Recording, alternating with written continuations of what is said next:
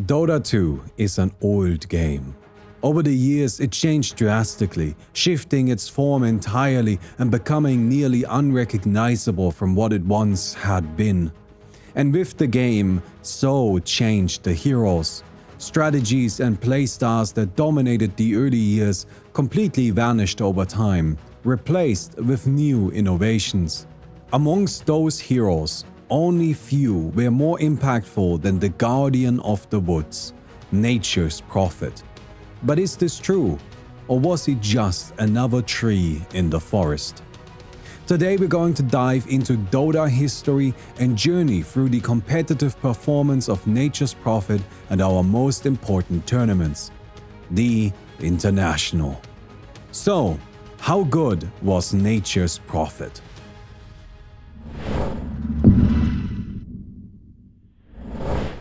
As the goddess of the woods finished filling in the green places, as the water had been lured from deep within the rocks, and the sun had sworn its full attention to the growing things, she realized that her own time had reached its end. But the world was still natal. It pained her to leave it behind without a guardian. Then she found a forgotten seed left behind in her pouch. She held it gently, whispered a single word to it, and then swallowed it as her own body failed her and collapsed to the ground. A long winter followed, and the remains of the goddess decomposed, feeding the forest that she had planted. On the morning of the vernal equinox, before the woods began to wake, that last seedling she had blessed, ripened and burst in an instant, and from it stepped nature's prophet, strong and wise, with the power to foresee where the green places would need him the most. Nature's prophet was implemented into Dota 2 during the closed beta period before the first International. He was a ranged intelligence hero with mediocre general attributes. Nature's prophet's first ability was Sprout. Sprout summoned a ring of trees around target location or unit. If a unit was chosen, then they would be trapped within the trees. Sprout lasted a lengthy duration of upwards of 5.25 seconds while only having a cooldown of 8. This made it an incredibly spammable disable, although with some caveats. Since Sprout didn't actually disable the target, they could blink or leap or just cut their way through the trees. The two most common ways of doing so were Quelling Blade and Tangos, both of which were abundantly popular early game items. However, as inventories filled up later in the game, it became increasingly more difficult to justify carrying these smaller, seemingly less useful items. While some strong counterplay still existed, Force Staff being the most common, in extended mid to late game fights, where the supports carrying Force Staffs were frequently the first to die, heroes would often find dealing with Sprout quite difficult. Its low cooldown coupled with its high duration were particularly effective in longer, drawn-out battles. But Sprout also had a high mana cost, meaning as much as Nature's Prophet wanted to spam the ability, he had to be careful with when and how he did so. The trees also provided vision in a 750 radius around themselves for the duration of Sprout, making it an excellent scouting tool. Nature's Prophet's second ability was Teleportation. Teleportation teleported Nature's Prophet to any location on the map after finishing a lengthy cast point. Noteworthy here is that teleportation was not a channeled ability, meaning it could be interrupted without going on cooldown. This ability started with a cooldown of 50 seconds and then went all the way down to 20 seconds. Teleportation was one of the best abilities in the game. It provided Nature's Prophet with an unconditional global map presence that was completely unmatched by any other heroes. Nature's Prophet's third ability was Nature's Call. Nature's Call converted an area of trees into treants. Treants were summons that Nature's Prophet had complete control over. The treants always had the same offensive and defensive stats, dealing 22 damage and having 550 HP. The treants also had 33% magic resistance, more than any hero, making them quite resilient to magic damage. On top of that, they had 1200 day and 800 night vision, making them amazing at gathering information for Nature's Prophet's team. Nature's Core scaled through the number of treants summoned, starting at 2 and going up to 5. The treants were among the most useful summons in the game, as their great defenses made them difficult to deal with and their high numbers added up to decent damage. Their duration was also longer than their cooldown and they could be stacked, meaning it was possible for Nature's Prophet to have upwards of 10 treants summoned at a time. Nature's Prophet's ultimate was Wrath of Nature. Wrath of Nature summoned a bolt of energy that bounced across the map to the nearest visible enemy, dealing increasing damage with each bounce up to 16 times.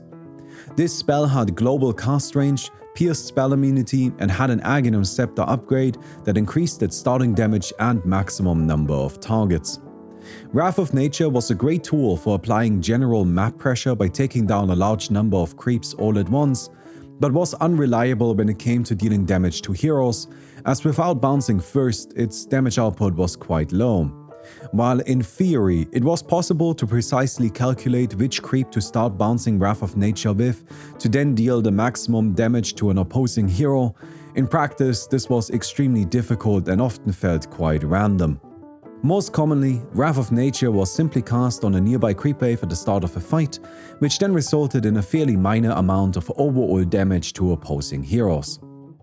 Overall, Nature's Prophet was a very unique character. All of his abilities were clearly powerful, but a bit strange. The economy of early Dota 2 was fundamentally different from what we see in the modern game. This is largely because of patch 6.82, released after TI4. Before that point, hero kills weren't worth much, but tower kills held incredible value. There were only 6 creep camps on each side of the map, and farming them was difficult due to the lower power level of all heroes. Elements like bounty runes, stacking bonus gold, or rubber band hero bounties also didn't exist. This all meant that there weren't enough resources available to allow for more than 2 farmed heroes per team. Usually these were the safe lane carry, who took the lion's share of the farm, and then the mid, who settled for whatever was left. The safe lane carry took a centerpiece role in this era of Dota, as their performance dictated the performance of their entire team. To ensure that they wouldn't be let down, teams then dedicated all their resources to protecting and enabling this carry. In practice, this meant tri-lanes, a setup where one carry was protected by 2 supports who were willing to use all their available abilities and health in their carry's defense. This created an intimidating wall that was difficult to overcome. Some teams tried by committing an equal amount of resources, clashing their own tri-lane into the opposing one. These aggressive tri-lane fights often determined the outcome of the entire game, as the winning team earned a huge advantage. Most teams didn't want to take that risk. Instead, they played their own tri-lane on the opposite side of the map, only rarely interacting with their counterpart. The mid matchup was 1 versus 1, and so there was 1 hero left on each team. This sad soul was tasked with playing against the opposing tri-lane on their own, in what was often called a suicide lane. Over time, this language would change to offlane instead, and since that's a bit of a nicer term, I'll be using it. However, as the original name clearly stated, the offlane wasn't a nice place to be. Heroes didn't go there to flourish, they went there to die. Well, not entirely. Dying wasn't the goal, much the opposite. Surviving for as long as possible was. Dying was just the natural consequence of playing alone against 3 viciously defensive heroes. The art of offlane during early Dota was all about finding as much gold and experience as possible while feeding the minimal amount of kills. Offlaners were frequently the poorest heroes on their team, and drafting decisions were made according to that. The offlane role used to be more akin to a third support as opposed to the third core role that we understand it as today. Beastmaster, Windranger, and Puck were popular choices as they were hard to kill and played well even with a minimal amount of gold and experience. But Nature's Prophet distinguished himself from the crowd because he shifted the dynamic of what being an offlaner meant. Where other heroes struggled, he flourished. As already alluded to, Nature's Prophet played the offlane. This position could play out in 3 different ways. First, the lane could go well for Nature's Prophet. His team wanted to apply pressure, or his opponents wanted to be aggressive somewhere else. Either way, Nature's Prophet was able to survive in the lane and actually play for farm. In this scenario, he would prioritize early levels of Nature's Call, which provided him with a great laning presence, as the Treants were very difficult to take down for only 1 or 2 heroes. Second, if his lane was dangerous but survivable, then Nature's Prophet played defensively, relying on Sprout to keep his distance while paying close attention to his team. When the opportunity presented itself, he then used teleportation to help out, before returning to his lane with a TP scroll. Where other heroes would have to simply cover in lane, hoping their team could handle the rest of the game by themselves, Nature's Prophet had the ability to be much more active and immediately impactful. He was an offlaner that actually contributed to the early game of the rest of his team, which I assure you was a difficult threshold to meet. Finally, sometimes even Nature's Prophet couldn't survive his offlane. Given the right heroes, playing 1 versus 3 simply wasn't possible. He would find himself stunned and killed anytime he came close to the lane. In situations like this, most offlaners just had to suffer. Sometimes they received nothing at all for the first couple of minutes and then tried to recover after the laning stage was over. However, because of his summons, Nature's Prophet was a viable jungler. His Treants were both tanky and damaging enough to let him properly farm the jungle from level 1. While he was still slower in the jungle than when given an opportunity to lane, the simple fact that he had somewhere else he could go when things went wrong made all the difference in the world. Having to give up on the lane entirely wasn't unusual. Even heroes like Windranger occasionally had to settle for jungling during the early game, because otherwise they would have just fed kills over and over again. For most heroes, this meant killing the easy camp and then walking back to base to heal. But Nature's Prophet was fine jungling. He was so good at it that sometimes he would even be picked specifically to be a jungler, and then somebody else played the offlane. This range of options made Nature's Prophet an incredibly powerful choice, because no matter what happened, he would always have a good game. His skill build was all about striking a balance between getting as much teleportation as possible and as much Nature's Call as necessary.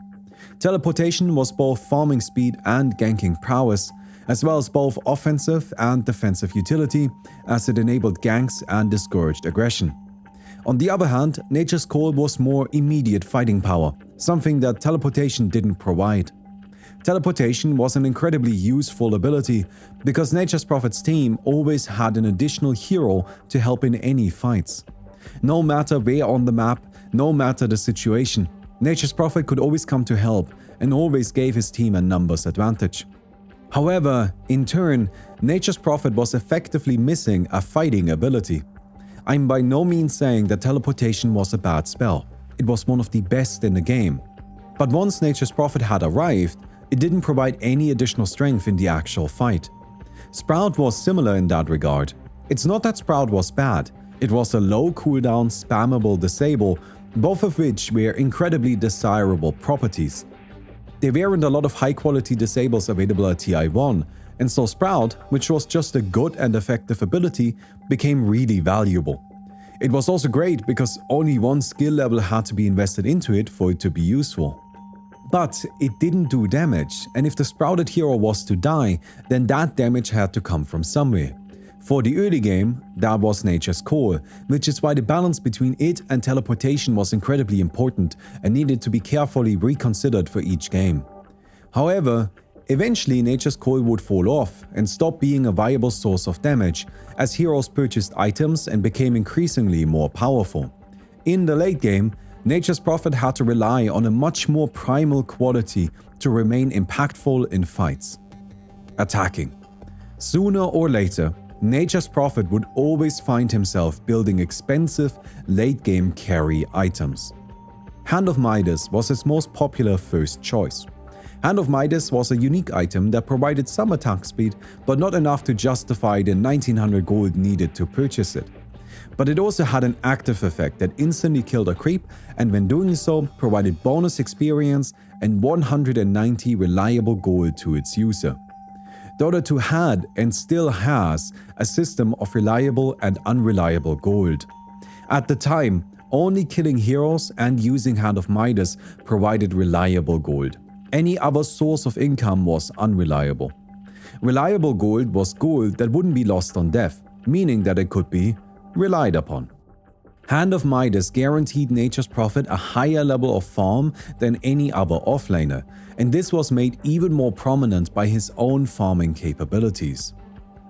Teleportation allowed Nature's Prophet to farm creeps that nobody else could, because they were too far out and too risky to take.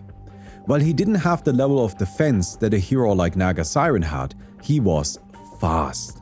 He used teleportation to appear, quickly killed the creeps, and then ran back into the jungle or vanished fully with a TP scroll.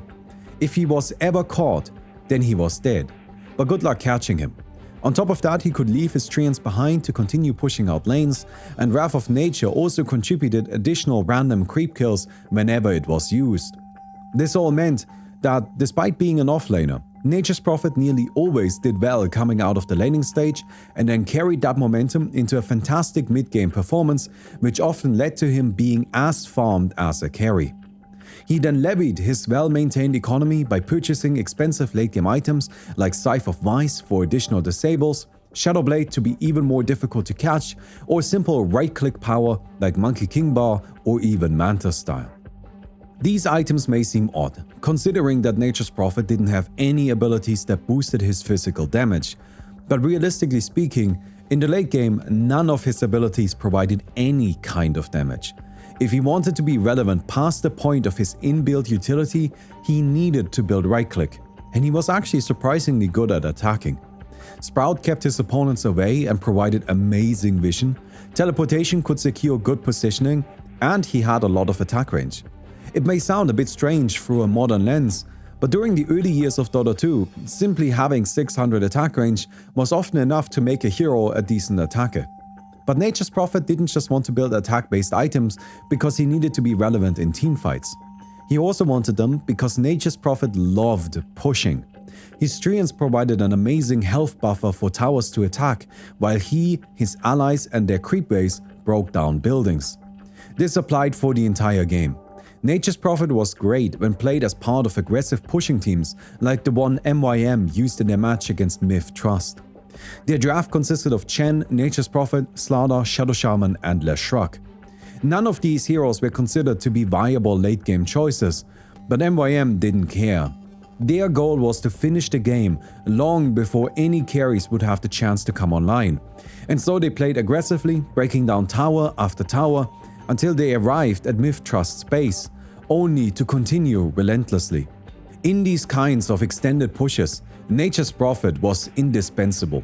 His treants added huge health to the push, and he had the unique ability to simply go back to his base to heal in the middle of a push and then return into action without delay.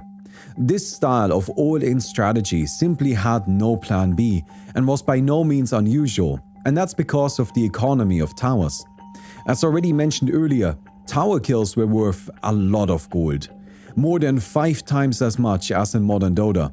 And keep in mind that this was during an era where the general economy was so low that only one hero could actually get proper farm. Killing a tower provided a team with a huge influx of cash, and this could then be snowballed into early fighting items that enabled more tower kills. Fast, aggressive pushing was a powerful strategy, and Nature's Prophet was great on those teams. On top of that, he could also push nicely in the late game. However, we're going to delay the full discussion of this for 2 tournaments, and I think most of you already know why.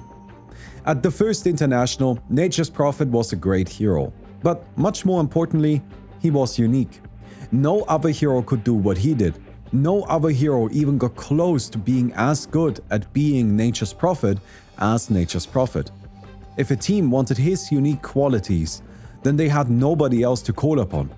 While he wasn't always the most powerful in every situation, he was so reliable that giving up a bit of fighting strength was absolutely fine.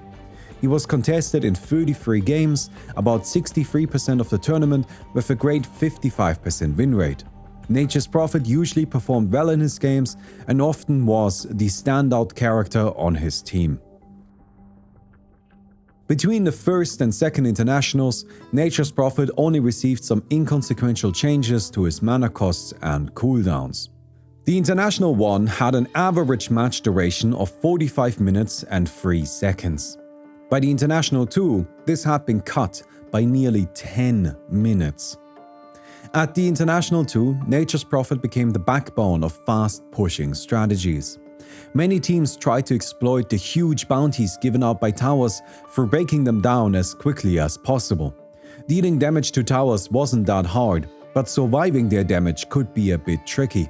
Nature's Prophet's Treants provided the necessary health to tank the towers, which allowed his team to push without needing to slow down to heal.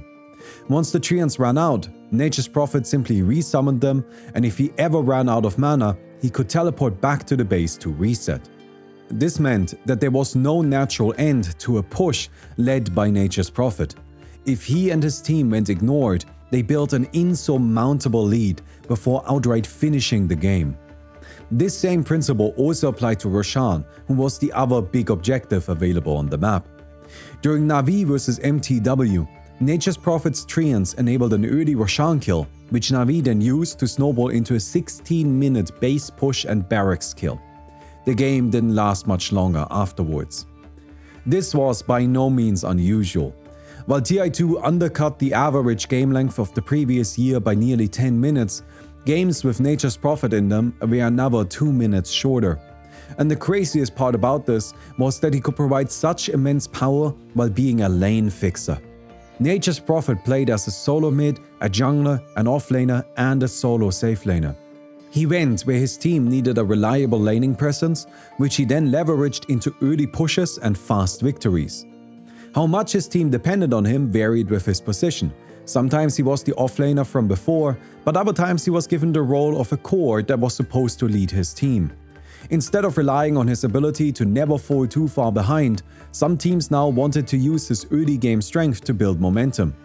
Nature's Prophet playing the mid for a fast level 7 to push wasn't unusual. What he then did with this momentum was also beautiful, because Nature's Prophet didn't really benefit from any specific items. In a twisted way, the fact that nothing synergized with him meant that he could buy anything he wanted.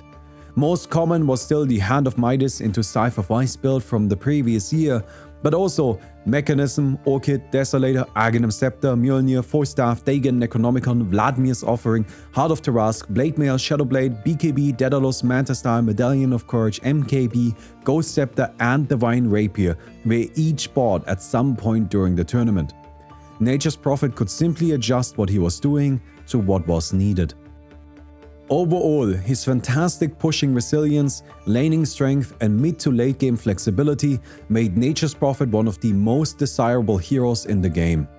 The International 2 was a widely unbalanced tournament, with 8 characters each reaching an above 90% contest rate. Nature's Prophet was one of them, ranked 7th at over 95%. While his win rate was a bit on the lower end at 43%, his performance in the games that I saw was always solid, and I wouldn't put the blame for those losses on him. Nature's Prophet was an excellent hero at the International too. Friends, sorry for the interruption, but I would really appreciate it if you could give the video a thumbs up. We put a lot of work into these videos and I think you enjoyed them. I mean, otherwise you wouldn't have gotten to this point in the video, right? You must have seen like 20 minutes of it by now. Maybe 30? I'm not entirely sure where we're putting this break. Point being, you've watched a bunch of the video, I think you like it. If you do like it, don't forget to give it a thumbs up. It always helps us a lot, goes a long way, we really appreciate it. And now, let's get back to the action. Over the next year, Nature's Prophet had his movement speed slightly decreased. His Treants also lost a significant portion of their magic resistance, going from 33% to 20%. This made them much more susceptible to magic damage, reducing their effective HP from 730 to 660. The International 3 Grand Finals, Game 5. It's been an intense finals between the unstoppable Alliance and the legendary Na'Vi. Na'Vi were part of competitive Dota 2 from the very beginning. They easily won the first international and then fought their way to an impressive second place in the following year. However, going into TI3, expectations for them were low. The field had become incredibly competitive, and Navi's results in the season leading up to TI had been inconsistent. But then, during TI3, Navi showed unbelievable resourcefulness, which allowed them to earn victories no other team could have and a spot in the grand finals. On the other side, Alliance had been dominating their way through the tournament. They were still a new team that only formed in February of that year. Originally called No Tidehunter, they took on the name Alliance in April and then proceeded to win 5 different Tier 1 tournaments during the season. They were on a hot streak that continued into the International 3, losing only a single game on their path to the grand finals. The draft begins. Alliance immediately pick Io and Nature's Prophet. Both these heroes share the ability to play for global map control using their respective teleportation abilities. They also choose Puck and pair Io with Chaos Knight, another couple of fast heroes that can quickly move across the map. Only their Crystal Maiden lags behind on movement, but her team-wide arcane aura still helps even from a distance. On the other side, Navi choose a brutal selection of the most powerful heroes of the tournament: Batrider, Alchemist, Rubik, Enigma, and Templar Assassin. A terrifying team that lends itself well to early aggression, which has been the most successful way that Navi shut down Alliance. Alliance had been undefeated for the entire tournament until they met Team DK in the upper bracket. They dropped a game there against Burning's legendary anti-mage, but then Alliance smoothly and comfortably crushed any other resistance on their way to the grand finals, including Navi. When Navi returned to challenge them again, the first game was an absolute stomp. Alliance easily held off Navi's aggression and won in only 15 minutes. However, Navi weren't in the grand finals of the International for a 3rd year in a row for no reason. And after some regrouping and changing up their draft, Navi took the next 2 matches on the back of their relentless tempo style. Game 4 then was a tough match for both sides, which brings us to now, Game 5. Admiral Bulldog on the Nature's Prophet starts the game in the safe lane. This wasn't really a safe lane. He was here because his team wanted to play an aggressive tri-lane to stifle Navi's early tempo, and so for this particular match, the safe lane became the off lane. Admiral Bulldog always had to play the hardest lanes. While many teams still gave Nature's Prophet significant consideration during the laning stage to ensure his early farm, Alliance afforded Admiral Bulldog no such luxuries. Instead, they relied upon his skill and his tenacity to find gold in even the most dire circumstances, and more often than not, he succeeded. Part of this was because Nature's Prophet's early skill build had been adjusted and now always focused on Nature's Call, which allowed him to control his lane more easily and made the jungle pivot more effective.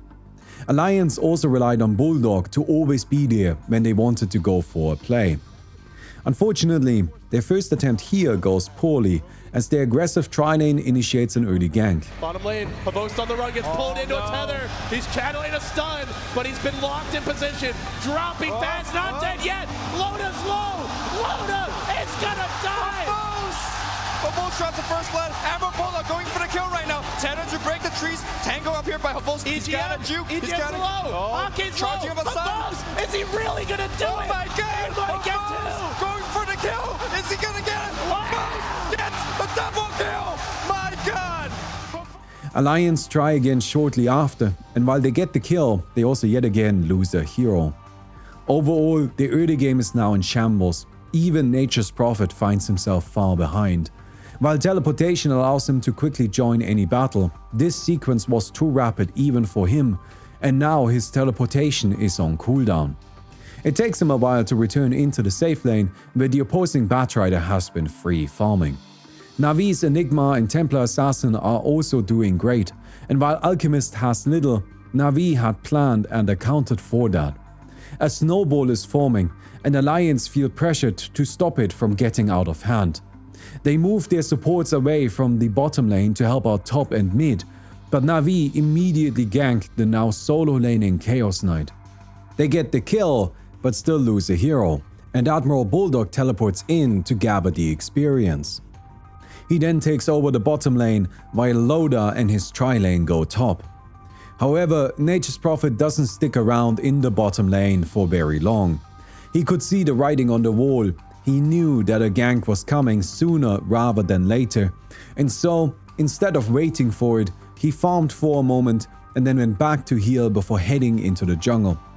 Admiral Bulldog was unique in this way, because while he always had to play the hardest lanes, when doing so, he prioritized his own performance. Most traditional offlaners try to apply some sort of pressure during the laning stage, but Admiral Bulldog was perfectly happy to immediately concede the lane and head into the jungle instead. There, he farmed and waited until he was needed. At 9 minutes, he joined his tri-lane to push the top tier 1 tower before retreating back to farming. Alliance did this frequently. Most teams would have continued a push like this to see if they could break down the tier 2 towers as well, but Alliance generally prioritized safe plays because they were confident they would win the long game.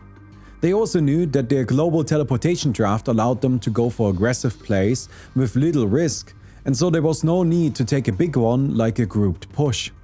A few seconds later, Khawost is farming by himself in the bottom lane. Io relocates in Chaos Knight and Nature's Prophet teleports, and they quickly take a kill without giving Na'Vi any chance to respond. And then Alliance return to farming. Their respect for Na'Vi's fighting power is justified. Moments later, Na'Vi force a fight in the mid lane and they manage to take down all of Alliance while only losing 2 heroes themselves. However, another unique quality of Alliance was that they use buyback much more aggressively than any other teams, and so Loda buys back and manages to get 2 more return kills. But despite this setback, Na'Vi maintain their aggression and they win another fight shortly after. Then they start pushing towers, first bottom, then mid.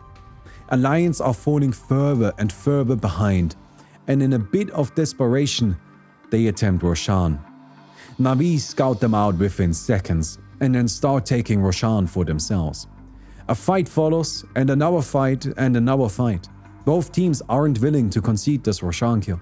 Throughout these clashes, all of Alliance die multiple times, with one exception. Admiral Bulldog on Nature's Prophet just keeps surviving. He's always in the backlines, always attacking, and always finding kills. Eventually, Na'Vi have run out of resources and are now struggling themselves. With no backup remaining, Templar Assassin tries to finish the nearly dead Roshan. But at the last second, Nature's Prophet and Crystal Maiden appear, kill TA, and then claim the Roshan kill for themselves. Alliance, on the back of their Nature's Prophet, stay in the game. Na'Vi had to take a little breather after the Roshan fight. With all abilities on cooldown and their heroes respawning, Alliance finally found some time to farm and finish a couple bigger items. Admiral Bulldog in particular is making good timing on his inventory now. Hand of Midas, Shadowblade, and Scythe of Mice. Nature's Prophet's item build had become fairly standardized. After these 3 items, he usually opted for attack-based carry options. Most Nature's Prophet players were quite rigid in their item builds, always following this basic formula. Not so Admiral Bulldog.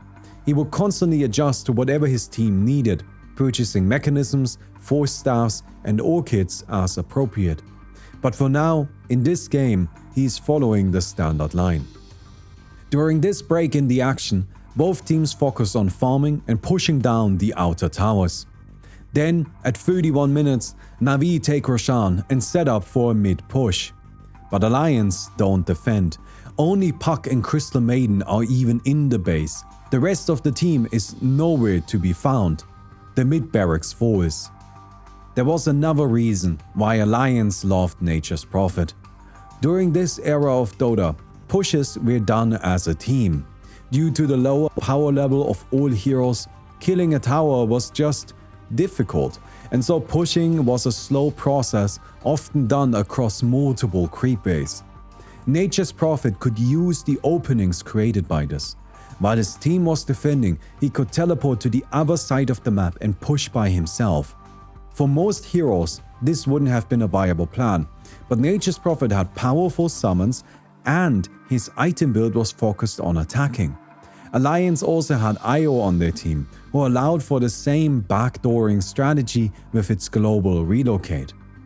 While Na'Vi were pushing the mid barracks, Nature's Prophet, IO and Chaos Knight were pushing the top and bottom lane of Na'Vi's base. At first, Na'Vi don't consider this a real threat, but it quickly becomes clear that the damage these three heroes are doing is adding up. Na'Vi take the mid melee barracks and then try to retreat, but as they do so, S4 on the puck catches 3 of them in his ultimate, locking them in place and stopping their TPs. With only 2 heroes in position to defend, Na'Vi can't hold their base, and Alliance take down both the top and bottom barracks, a brutal swing in positioning. Na'Vi thought they were about to win the game, and instead they find themselves at a huge deficit. Their lead now evaporated, Na'Vi move for another immediate fight in the mid lane. They chase down Alliance, getting multiple kills, forcing buybacks. They could win now. They should win now. But while they are fighting, Admiral Bulldog has already teleported to the bottom lane, walked into their base, and is now pushing the ancient towers. Puppy teleports back, but by himself Enigma can't defend, especially as Admiral Bulldog makes a brilliant adaptation and buys a Necronomicon, which allows him to summon 2 more powerful minions to break down buildings. As their final tower falls, Na'Vi are forced to retreat and defend. It's clear that their confidence is shaken, that they don't know how to tackle Alliance's approach to this game. Even now, as Na'Vi are in their base, Admiral Bulldog keeps sending in his summons to harass the Ancient. If Na'Vi overcommit, the game might end before they can win. But then, Na'Vi find an opportunity. 2 heroes, alone, isolated. Easy kills. Malefice as well. He will get Claudia's buyback. It's a Crystal Maiden down, but the push comes top. But S4, cancel S4. TP. He canceled the beat. Puppy's not going to be back in the base. He's got BKB, but no boots of travel. Coil on 2. Cancels Denji's TP as well. They are in huge trouble. Bunnix caught. Now if they go for the throne, it could be game. Bunnix down. Alliance are doing it. They need a little more of those to fall. Throne in jeopardy. There's a glyph. It's going to be their last stand. Denji's back. He's going to try to focus everybody, but there's so much stuff hitting on the throne. There's no more glyph available. Down to about half HP, a quarter HP. Alliance surrounding from all sides. BKB, they want this round. They're going to do it. The Kings of the North. Alliance wins. They win TI3. $3.4 million. They are your International 3 champions.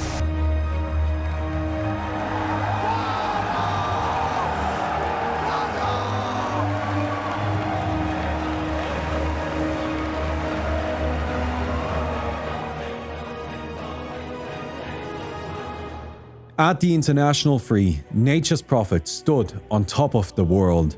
While he was less popular than during the previous year, being contested in only 67% of all games, and his win rate was a fine 47%, the statistics don't tell the full story here.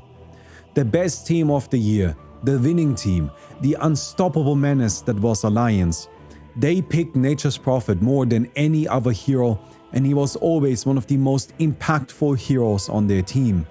Part of this was because Nature's Prophet was incredibly powerful, but also, in my opinion, it was because Admiral Bulldog was the greatest Nature's Prophet player of all time that carried his team to a TI victory.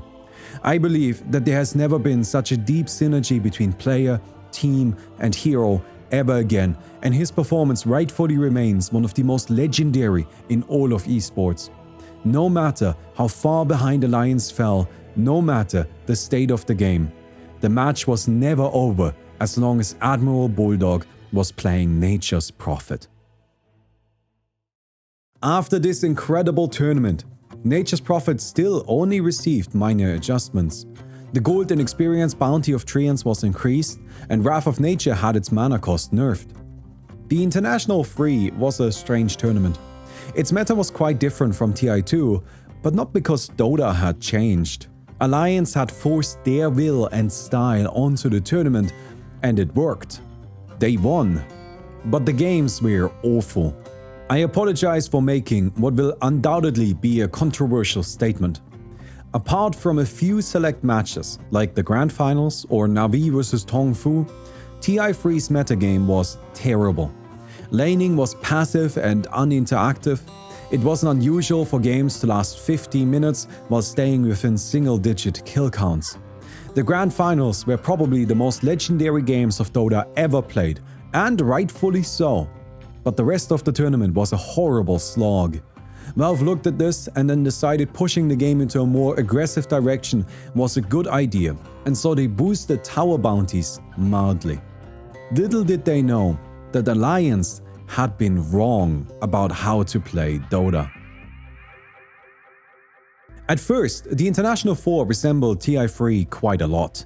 Teams were playing defensive Dota, focused on slowly building an economy and farming up carries.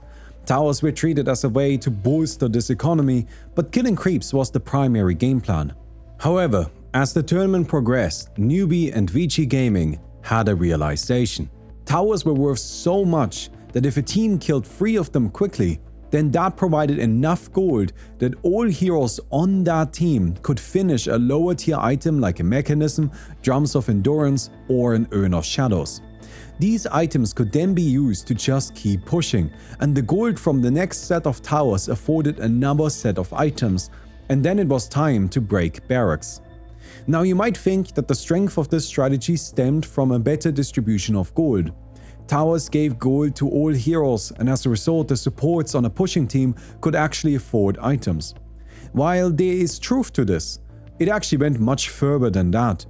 Towers gave so much gold that those supports could outpace the opposing main carries. VG Gaming favored this style of Dota more than any other team, and their most valued hero was Nature's Prophet. His summons provided the necessary bulk for an early push, and his item flexibility allowed him to adjust to the pacing of the game. VG Gaming held Nature's Prophet in such high regard that they would pick him as their position 1 safe lane carry, protected in a tri-lane. However, the supports were only there to give him a head start, and ideally they wanted to leave him alone so they could already apply pressure by ganking the other lanes as soon as the game started. Their goal was to ensure that none of the opposing heroes had an amazing early game, and as long as they managed that, they were fine, because the laning stage was cut short anyways. It wasn't unusual for VG to group up 4 heroes for a lane push at 5 minutes into the game. They played the purest form of objective gaming, taking towers as quickly as they could. A prime example of this would be Game 1 between VG and Evil Geniuses in the lower bracket finals. Nature's Prophet started in the safe lane, but he was left by himself to go up against EG's offlaner because it was a Darkseer, a passive laner that couldn't apply much kill pressure. Nature's Prophet would be able to secure his early farm here, and that was all they needed. And so VG's supports were playing the top lane, supporting a carry Centaur Warrunner in an aggressive tri-lane. While the early game went quite well, it wasn't a flawless victory, and at 7 minutes, EG even managed to win a fight and got 3 kills back to back. However, instead of falling back, playing safe and securing their still existing advantage, VG started pushing. Nature's Prophet teleported top to take the tier 1, and then nearly all of VG teleported into the bottom lane and killed both the tier 1 and tier 2 towers. Ever relentless, they grouped up mid and pushed straight for the base at only 11 minutes. This may look outlandish from a modern perspective, but a quick glance at the net worth graph reveals why VG were willing to take a risk like this. By 12 minutes, they had a lead of over 10,000 gold. After taking the barracks, they had a 14,000 net worth lead. Their support Rubik had more money than every single opposing hero. VG Gaming won this match in only 16 minutes and 33 seconds. The average match duration at TI4 was 39 minutes and 20 seconds.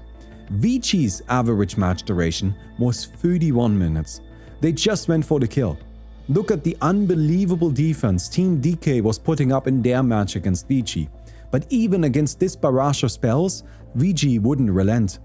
This strategy carried them all the way to the grand finals in a series of matches that were honestly not all that close. In those games, Sylar, playing the Nature's Prophet, favored Orchid over any other item. Orchid was rather cheap and allowed him to immediately impact fights while providing great mana recovery for spamming the treants during pushes. He also favored Necronomicon, which had become a much more common item in general, even from other Nature's Prophet players. Necronomicon worked particularly great within his team, as Vici layered defensive and offensive auras, relied on tanky, spell-heavy frontliners that could push, like Razor and Death Prophet, and even purchased multiples of them across their team. In the Grand Finals, waiting for Vici, were Newbie. Newbie also favored this style of pushing over other strategies, although they weren't as committed as Vici. Nonetheless, their games were also much shorter than average, clocking in at 33 minutes and 38 seconds. Newbie also picked Nature's Prophet frequently, although they played him in his traditional offlane role. Instead, they loved Shadow Shaman, Brewmaster, and Tidehunter. Newbie liked constructing their team bulky, centered around huge ultimates. Where Vici brute forced their way through towers, Newbie took a slightly slower approach and instead dared you to challenge them. The result was the same either way. Tower after tower killed, barracks down as early as possible. Unfortunately for Vici, Newbie's style was a great matchup into them. In the Grand Finals, Newbie targeted down the Nature's Prophet early, which slowed Vici's momentum enough that they couldn't start pushing when they wanted to, and then Newbie were also willing to take those early fights, using heroes like Alchemist, Earthshaker, and Brewmaster. This resulted in something that has left a bitter aftertaste in the community's recollection of this tournament. The Grand Finals were brutal. Newbie slaughtered Vici. 2 of the 4 games didn't even last 20 minutes.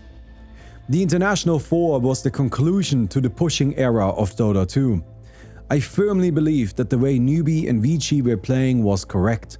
While their games were often short-lived, as either the push succeeded and won the game immediately or failed and then a concession was in order, the economy of this style was just more efficient than what we had previously seen. Pushing completely destroyed the defensive style of Alliance, and I believe that would have remained true if not for 6.82.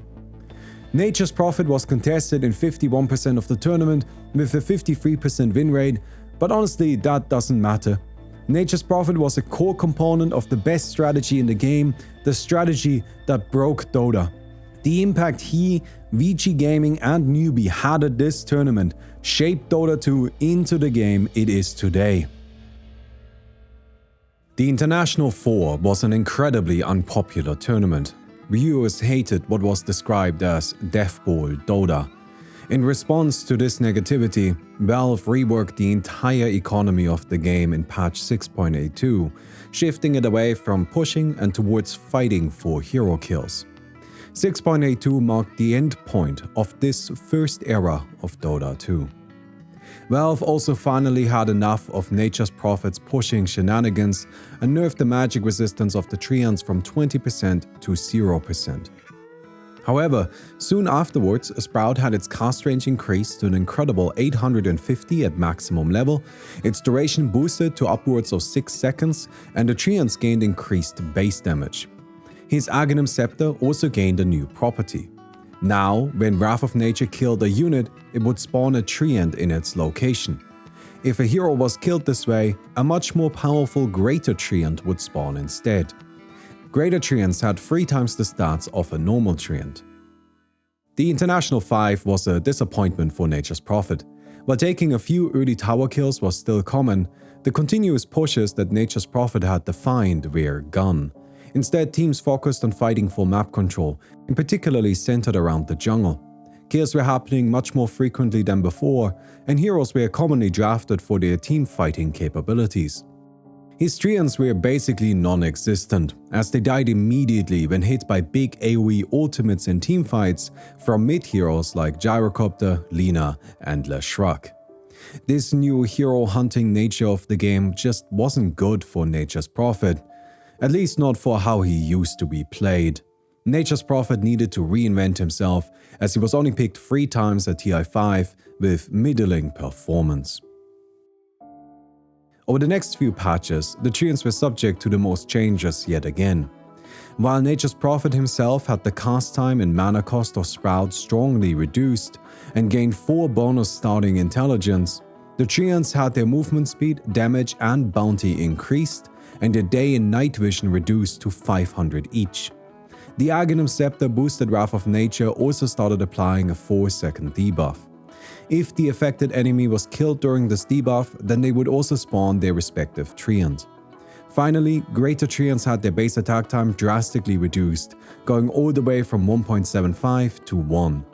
This meant they attacked much quicker than before, but also that they scaled more aggressively if their attack speed was buffed.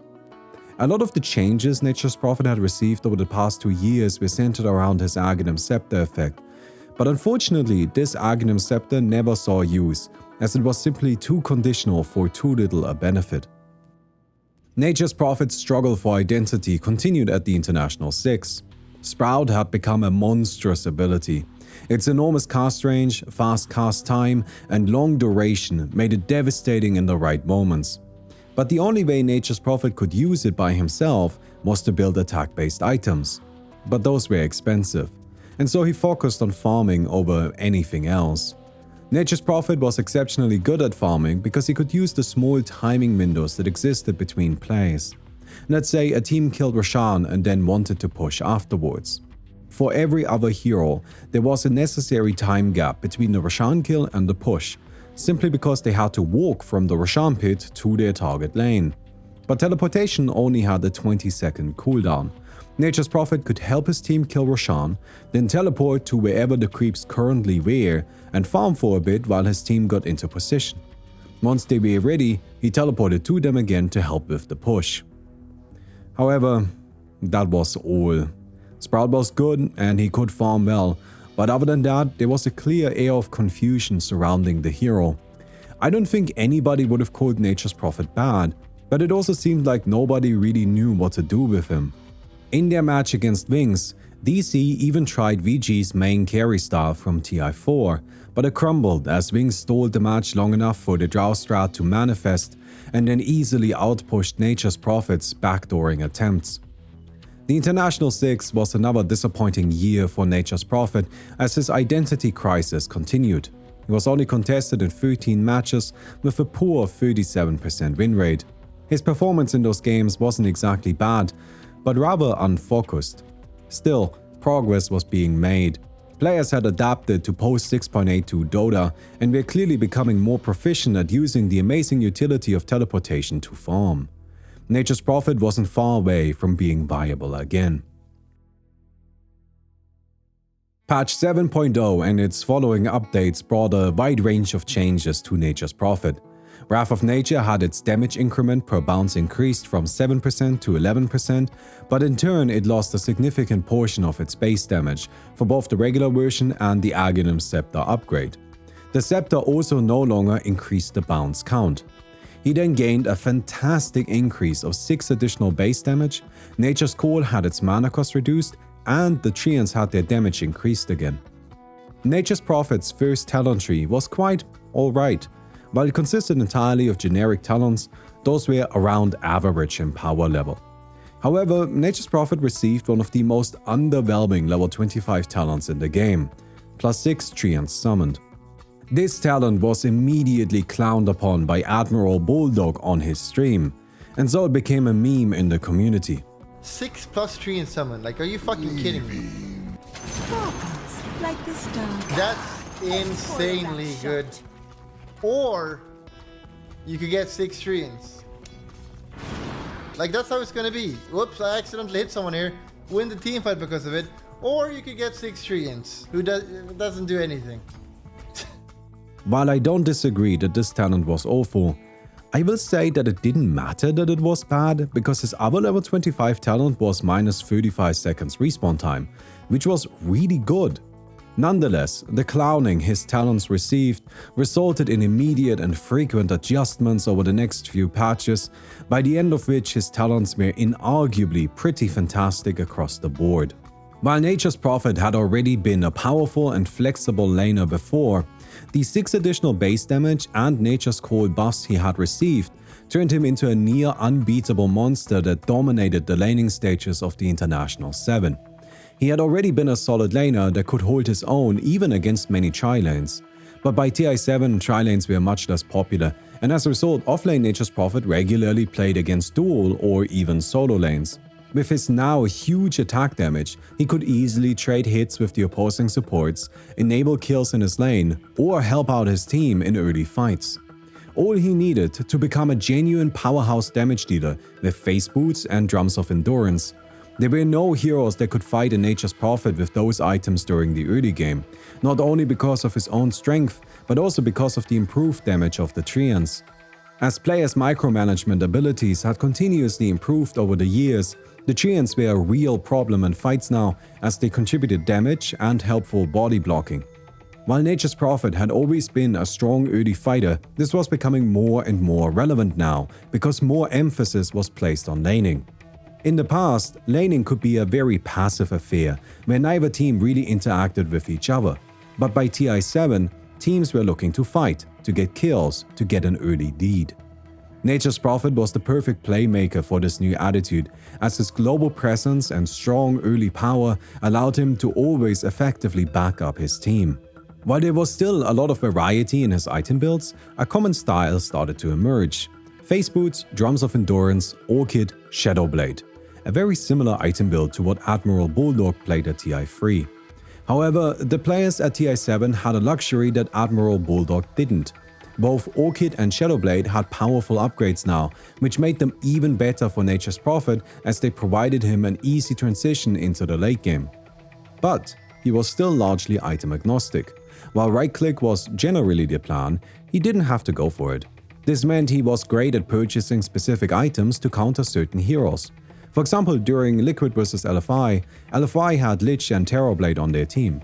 With Lich's ice armor applied to Terrorblade, the carry had an insurmountable amount of armor, making physical damage ineffective. Liquid's Mind Control then purchased an early Medallion of Courage, which was a cheap item that could be used to reduce the armor of a target. This did wonders to allow for kills on Terrorblade. While another hero could also have purchased this item, Nature's Prophet was particularly great for these specific counters, because teleportation allowed him to always be in every fight, guaranteeing that it would be available. Sprout then messed with his opponent's positioning, making it easy for him to go for his targets. Team Liquid vs LFY Game 2 was genuinely a masterclass on how to play Nature's Prophet at TI7. If you're interested in doing some research yourself, I recommend watching this game. This seems like a good moment to start heaping praise onto Mind Control. Mind Control was Team Liquid's offlaner. Across TI7, he played more Nature's Prophet than anybody else, a total of 8 games, which is a very high amount for a single player. Out of those 8 games, Team Liquid won all but one. And that one that they lost wasn't because of Mind Control. His mastery of the hero was impeccable, as he played every strange situation with aplomb. Game 3 between Liquid and Virtus Pro demonstrated this perfectly. It was a rather even game, although Team Liquid found themselves in a positional advantage. They decided to take a chance and started a Roshan attempt. But instead of helping with the Roshan kill, Mind Control hid inside of VP's base. Virtus Pro took the bait and initiated a lengthy fight near the Roshan pit. But Mind Control was still nowhere to be found, as instead of joining the fight, he pushed the top barracks. As the ranged barracks fell, Virtus Pro had no choice other than to retreat to protect the much more valuable melee barracks. While they managed to take down Mind Control and stop his push, in the meantime the rest of Liquid finished the Roshan kill. By himself, he swung an even game heavily into his team's favor. But we should also give credit to Nature's Prophet, as the same play would have been impossible for nearly any other hero. At the International 7, Nature's Prophet returned to the competitive scene as the buffs he had received and the shifting meta gave him a new home as a powerful laner and early playmaker. He was contested in 66 games, about 35% of the tournament, with a great 58% win rate. Tournament champions Team Liquid loved Nature's Prophet, as Mind Control was a master of the hero, always being in every fight, always helping his team, always giving them the numbers advantage. Following TI7, Nature's Prophet's movement speed was decreased, but his base strength, strength gain, and agility gain all saw healthy increases. His talent tree was also updated again, and remained quite excellent. The only changes to abilities he received were a reduction to the flying vision Sprout provided and to Wrath of Nature's cooldown. This marked an interesting starting point in Nature's Prophet's development. Going forward, he will become a hero defined by his incredible natural stat gains, and many of his changes will revolve around this idea. At the International 8, Nature's Prophet continued being an excellent offlaner who fought well early on and transitioned powerfully into the late game. There isn't much new to discuss here.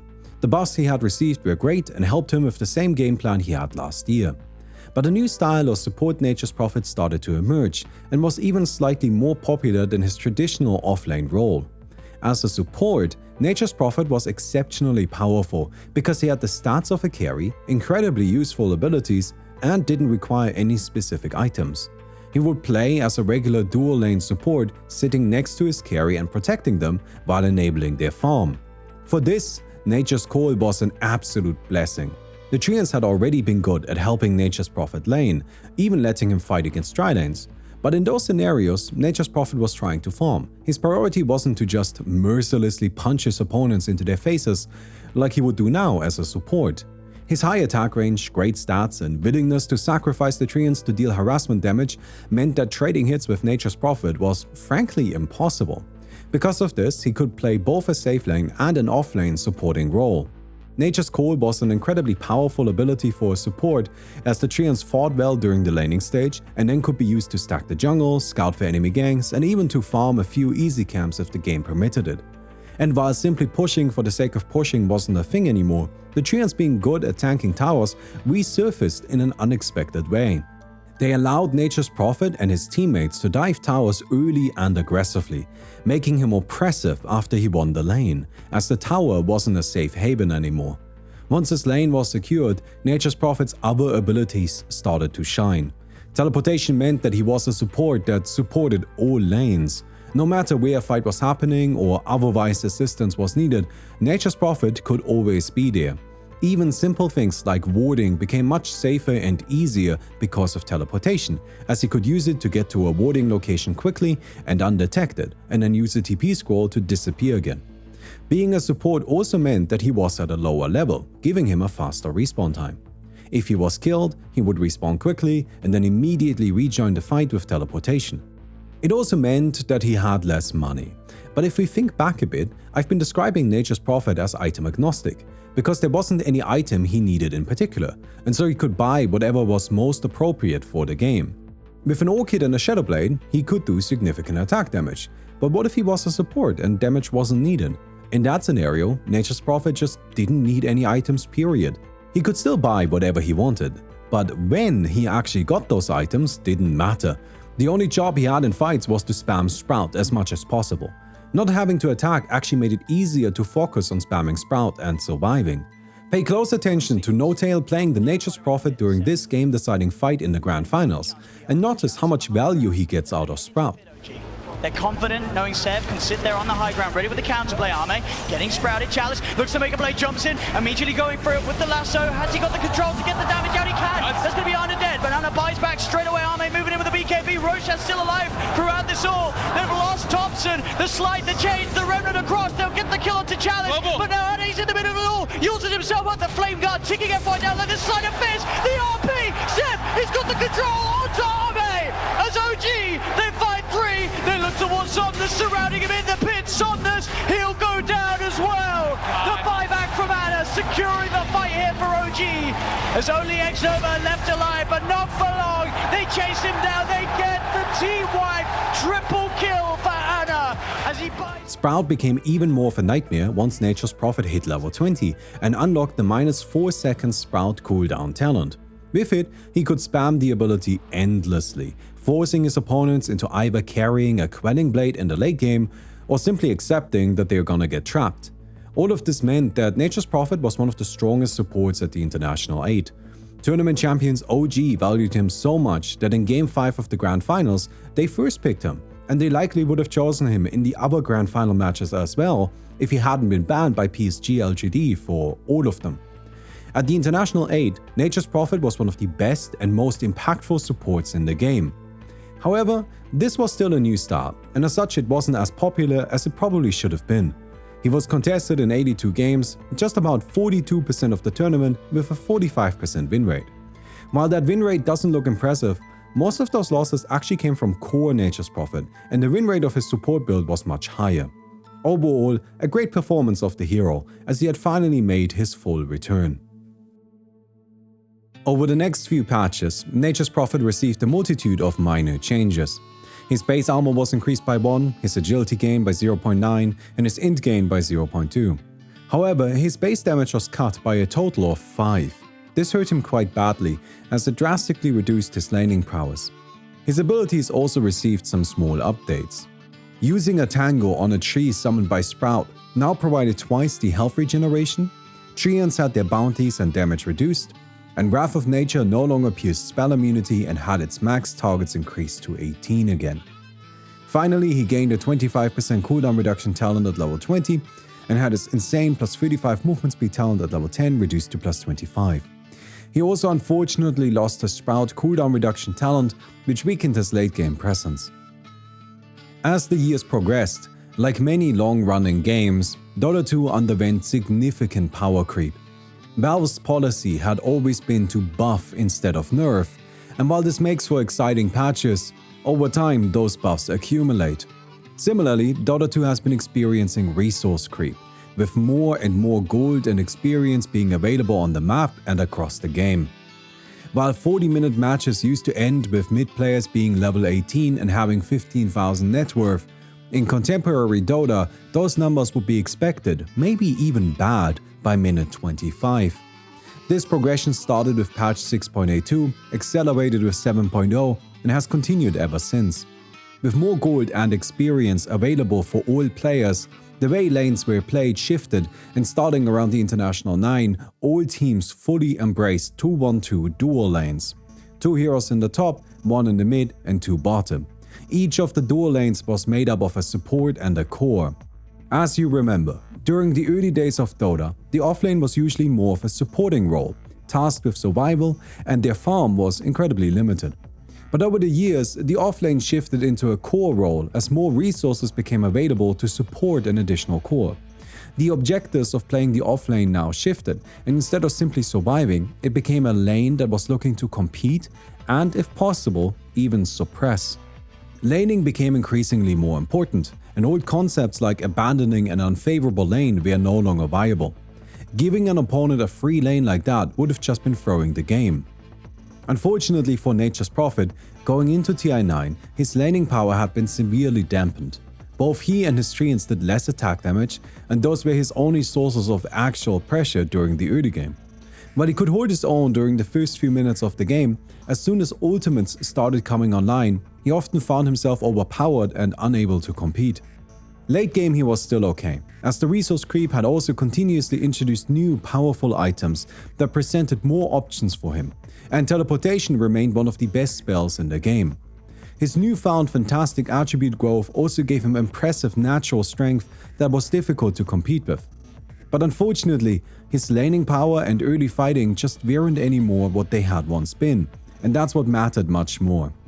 Another element of power creep was that many heroes could now compete in the late game, as their talents provided them with huge power spikes.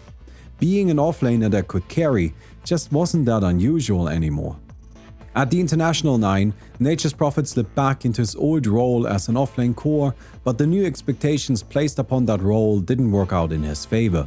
He was only contested in 11 games, 6 picks, 50% win rate. Nature's Prophet wasn't an awful hero, but he didn't contribute enough when it was needed, making him unpopular, and rightly so. The International was on break for 2020 due to the global pandemic. Because of this, a large number of patches were released before the next tournament. In the interest of time, I will be summarizing. His talents were replaced with this. Unfortunately, they were substantially worse than what we had before. I still want to point out the 2.5 times Treant power talent, as it stacked with the 3 times amplification the greater Treants summoned by his Aghanim Scepter received. This wasn't important from a competitive perspective, but getting Treants that had over 3000 health was very funny. He also had his intelligence gain and movement speed slightly increased, on top of receiving a massive boost to his agility. Then he lost a bit of base damage and armor. Nonetheless, this still improved his early laning presence. Sprout had its vision range reduced from 500 to 250. It used to be an amazing scouting tool, but now it barely offered enough vision to see what's inside the trees. Teleportation had its cooldown increased. Nature's Call Treants had their bounty reduced, gained scaling movement speed, had their base attack time and health regen increased, and had their attack damage rescaled to be weaker early but stronger late. While at first glance, this may seem inconsequential, remember the problem Nature's Prophet had at TI9. He was strong at the start of the game, but then fell off once heroes started reaching levels 6 and 7. This change directly addressed this issue, strengthening him exactly when he needed it. Wrath of Nature had its cooldown, base damage and damage boost per bounce increased. It also started to provide Nature's Prophet with a 50-second long buff when cast that provided 6 bonus attack damage for each unit killed by Wrath of Nature. Then its Aghanim Scepter effect was reworked. It now lowered the cooldown of the ability and entangled all enemies hit by it, with the duration of the entanglement scaling with the bounces of Wrath of Nature. The first unit hit was entangled for 2 seconds, the last unit for 3.4. Entangled units were revealed, rooted and disarmed. Finally, he gained an Aghanim's Shard. It upgraded Sprout, making it so that the first 2 destroyed Sprout trees each summoned a Greater Treant. Only 2 Greater Treants could be alive at the same time, and they each had their base attack time nerfed compared to before. These Greater Treants would be summoned no matter how Sprout was destroyed, including simply letting the timer run out. At the International 10, Nature's Prophet started seeing more play again. He returned to both his traditional core playstyle and also his newer supporting role. The buffs he had received to his early laning strength were a blessing, and as such he once again became valuable for his ability to win the laning stage and then transition into an ever-present utility hero that could deal formidable damage while maintaining good farm. Overall, he remained largely the same in his item and skill build and general playstyle. However, his Aghanim's Shard started seeing significant play, becoming the most popular item for the hero. Valve had been trying to make the Greater Treants be a useful part of his kit for many years now, but because they were trapped on his overall rather mediocre Aghanim Scepter with a difficult to fulfill condition, they never saw use. But now, the Greater Treants were easily summoned by casting Sprout, which Nature's Prophet wanted to do as often as possible anyways. The Aghanim's Shard was also much cheaper than the Scepter and was often gotten for free as Roshan dropped it on his second death. This all meant that Nature's Prophet had easy access to the Greater Treants, which gave him significant fighting and pushing power. Nature's Call had always been less than stellar in teamfights, as the Treants were often killed by stray AoE spells, and even if they weren't, they struggled to deal noteworthy damage. While the Greater Treants still could be dealt with, due to their much higher health pool, they actually had to be dealt with and wouldn't die through incidental damage. Their damage output was also much higher. While they still weren't able to fight a carry directly, many supports actually had a hard time taking them on. This additional damage was also very important for pushes, as how pushing was done had completely shifted compared to the early years. In the past, pushing could be done slowly, as sieging a base was standard. However, in the more modern environment of TI10, slowly sieging was unusual. Instead, fights happened outside of the base, and then pushes were done in the window of opportunity between winning a fight and the opposing team respawning. This put much greater emphasis on pushing speed over resilience, which is part of why heroes like Tiny and Leshruck were so powerful. And this is where the Greater Treants were incredibly helpful, as they added much needed speed to Nature's Prophet's pushes, meaning he could easily take buildings after one fight, even if he was just by himself.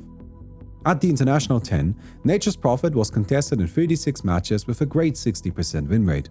He was a fine hero, neither fantastic nor terrible. While he was good at what he offered, unfortunately, his utility was starting to get pushed out by the raw power of newer heroes. Having a hero that was part of every fight meant less if that hero couldn't do as much as comparable characters.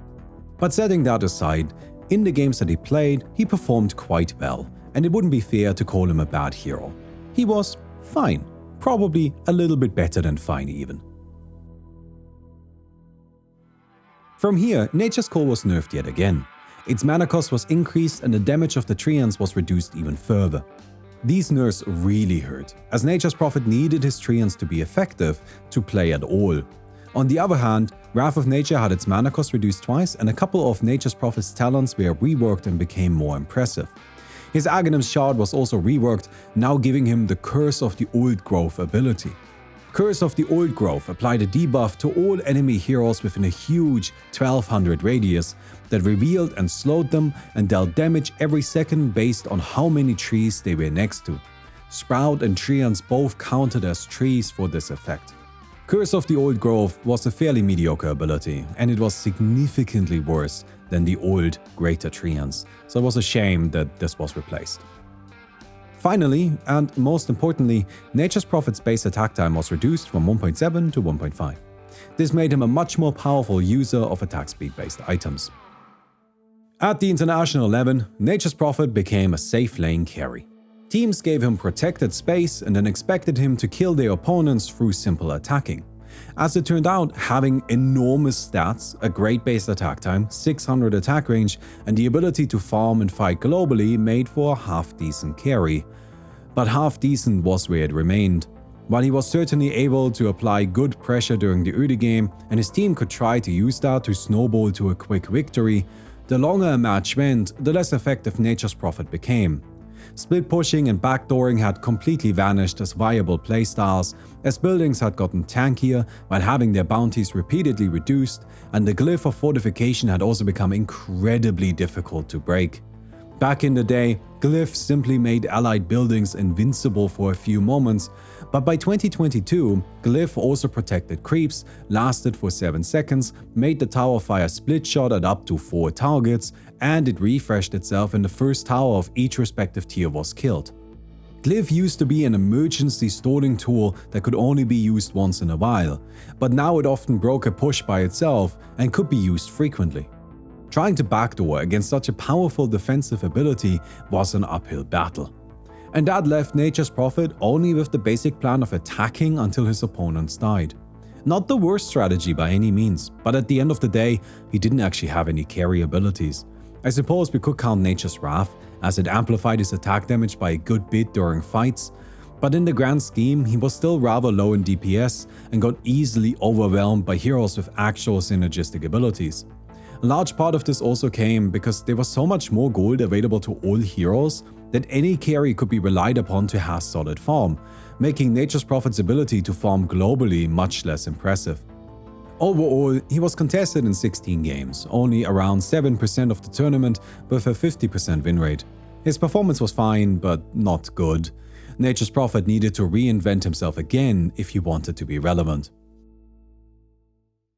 A surprisingly huge number of changes followed TI11. Sprout had its cooldown increased at early levels and decreased at later ones. Then the Sprout trees were changed to no longer provide any healing when eaten with a tango, as opposed to providing double.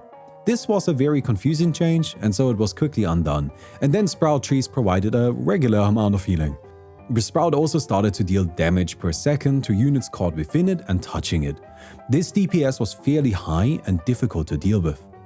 Teleportation saw some general nerfs to its mana cost and cooldown, but in turn it gained a new property that had Nature's Prophet receive stacks of a buff for 15 seconds after teleporting. Each stack increased his attack damage, but was consumed when he attacked and then turned into a different buff that increased his armor instead. Basically, Nature's Prophet teleported, then gained a buff that increased his damage by a substantial amount. Every time he attacked with this buff active, he lost some of this damage and instead gained an increasing amount of bonus armor. Nature's Core was hit by its traditional nerfs, now pushing down the damage of level 1 treants to only 11 to 15, which was honestly quite sad. It also had its duration, cooldown and mana cost decreased. Curse of the Old Growth had its damage and duration boosted, and Wrath of Nature stopped providing bonus damage per unit killed. Nature's Prophet's agility was significantly nerfed, and his strength and intelligence were also hit slightly. In turn, he gained some additional attack range. Finally, he saw some minor reworks to talents. During this time period, patch 7.33 was released and brought a massive increase to the map size, many additional creep camps, and new objectives in Wisdom Runes and Tormentors. 7.33 was a defining patch for Dota 2, and of course the International 12. With all of these additional resources available, most teams focused their attention on farming, and this even went so far that supports started getting drafted specifically for their late game power. Nature's Prophet was one of those supports.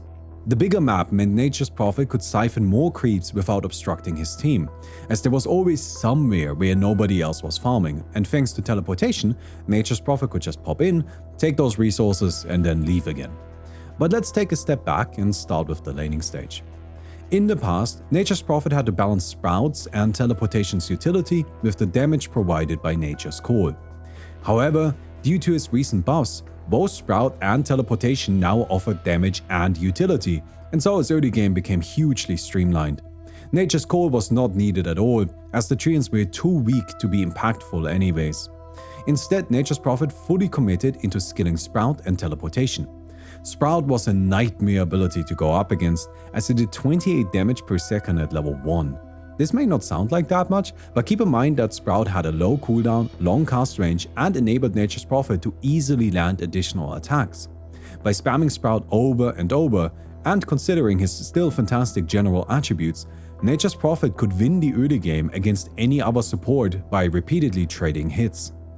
Then, as he leveled up and Sprout's duration increased, he only became more threatening. Sprout was so powerful that it forced opponents into having a way to cut down the trees. They had to escape quickly, as otherwise they simply got overwhelmed. This in a way acted as another kind of disable, as while his opponents were escaping Sprout, they weren't fighting back. But fighting back wasn't really an option anyways, because Teleportation now provided Nature's Prophet with substantial attack damage. At only level 1 of the ability, it offered an initial 36 bonus damage, which was absurdly high and honestly impossible to fight into. And of course, Teleportation allowed him to appear anywhere on the map, anytime he wanted to.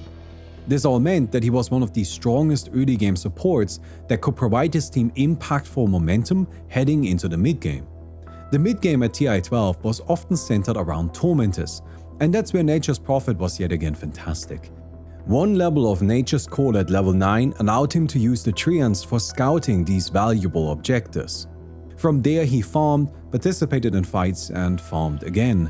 As before, Teleportation allowed him to be greedy like no other hero could be. It wasn't unusual for Nature's Prophet to have gold and experience on the level of a core, and that was very much the point. In the past, Dota had a limited number of resources, and teams fought over who could get the bigger share. But by TI-12, resources were abundant, and now teams competed over who could get them fastest.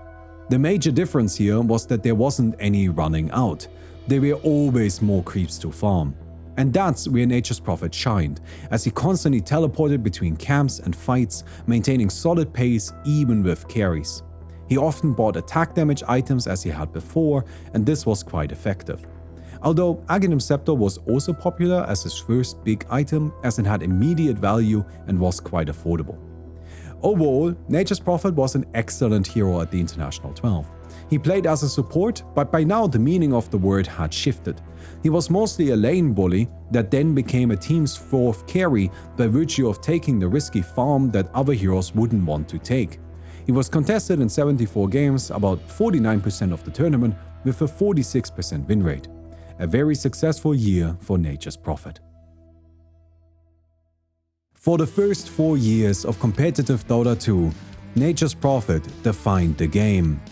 Pushes reinforced by his Treants enabled his teams to aggressively destroy towers and snowball the gold and momentum earned into quick victories.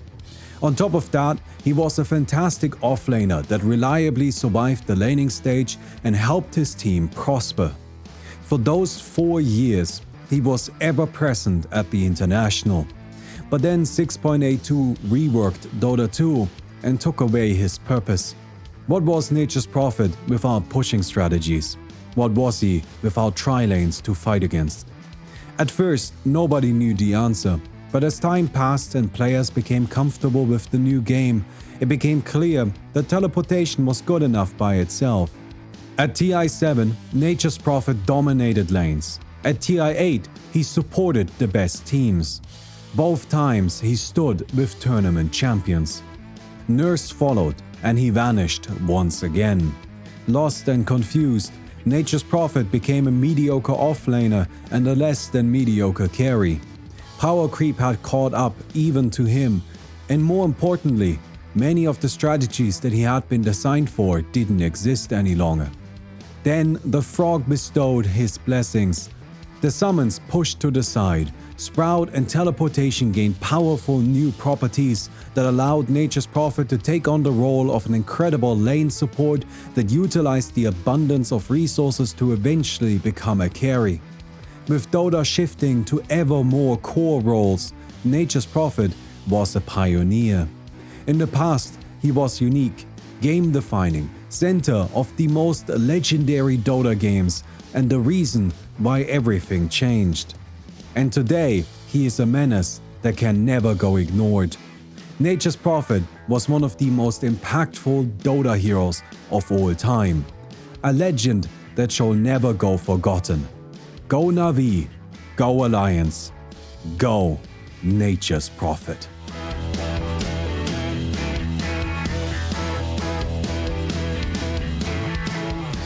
Friends, I hope you guys enjoyed the video. Nature's Prophet was such an impactful hero during the early era of Dota 2. And it's mostly just because that style of Dota was really defining for those years. But nowadays it doesn't really exist anymore, right? 6.82 just changed Dota too much, and then those pushing strategies couldn't exist any longer. I'm not sure that's a bad thing, because they could be frustrating to go up against, that's for sure. But I'm glad that we got to cover this here, because a big point of this channel, a big goal of this channel was to kind of document and immortalize the early years of Dota 2, because a bunch of that is already being lost to just kind of collective memory and just internet rot, if that makes sense, right? Where just videos disappear over time.